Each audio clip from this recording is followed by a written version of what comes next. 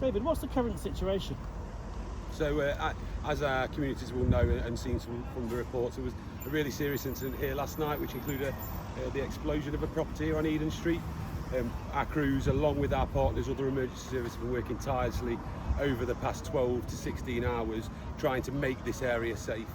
We do know there is still one casualty that is in a critical condition in hospital, and we don't have any further updates on their condition at this time, but we do wish send our thoughts to that individual and their families.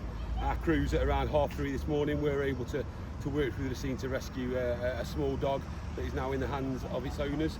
And following on from that point, there's been a lot of time and effort from the utilities, from gas, electric and water, attempting to make this scene as safe as possible for the residents of Eden Street.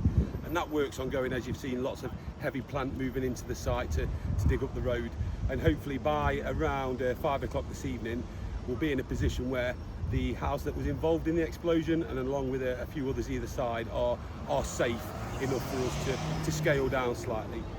We do have longer term and wider impacts in the community, and there are some properties on Eden Street that will need to stay away from their homes tonight. Please do have their contacts, but if you do need any information, please feel free to pop down to scene or contact your local office, and they'll be able to support. We will be maintaining a presence on scene for quite a long time, as I'm sure the pictures have shown online. This has been a serious explosion. There'll be work to firstly make the building safe through demolition, and demolition will hopefully begin tomorrow, and then secondly investigating and understanding what went wrong in this incident. It's far too early to begin to speculate, and our investigation teams, along with the police, are very early stages of understanding how this happened. But until that point, we won't know anymore. We've seen the extent of the damage outside and from drone footage, but you've been closer.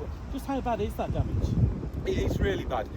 These incidents don't often happen, and for us in emergency services, we do see lots of dangerous scenes post-fire.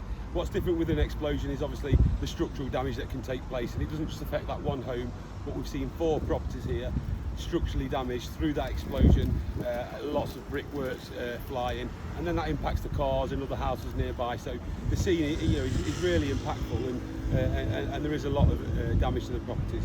What we do hope for the residents is that by the end of play today, we can get Eden Street back to some sort of normality, and there will be some closures in place, but the majority of those residents hopefully will be able to carry on with normal life later this evening. Do you know how many homes won't be able to return?